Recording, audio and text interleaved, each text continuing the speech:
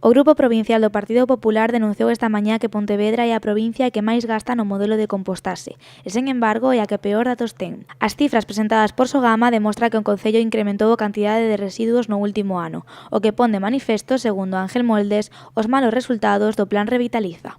Porque realmente somos a provincia que máis gasta, a provincia que máis presume dunha maior labor, e ao final vemos que ese proxecto da Diputación de Pontevedra, que ese proxecto do Revitaliza, realmente é un fracaso.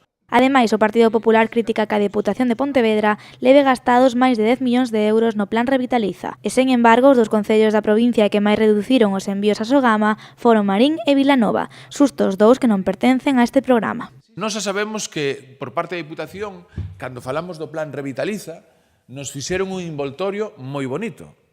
O decoraron moi ben, non lo venderon fabuloso, pero realmente agora o importante son os datos de Sogama, porque estes son datos obxectivos, que é o que nos marca o número de residuos que envía cada un, en este caso, dos concellos a Sogama. Logo, os dous mellores concellos da provincia, no caso de Marín, disminuyen a súa produción en casi 102 toneladas, e no caso de Vilanova, en 153,78 toneladas. Logo, resulta curioso que estes dous concellos, ningún dos dous a día de hoxe, están no Plan Revitaliza. Ángel Moldes quiso deixar claro que dende o Grupo Provincial non xulgan a compostaxe, senón o modelo impulsado pola Deputación. Desde o Grupo Provincial do Partido Popular non queremos decir nin transmitir que a compostaxe ou reciclarse é un fracaso, non. Por un lado está a compostaxe, e por outro lado está o Plan Revitaliza. Hai que recordar que o Plan Revitaliza leva, en este caso, gastado máis de 10 millóns de euros. Somos a provincia de toda Galicia que máis gasta neste proxecto.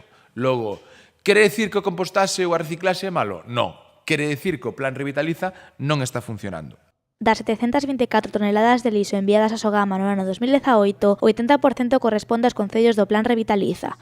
No caso da cidade de Pontevedra, a bolsa negra aumentou en 91 toneladas no último ano.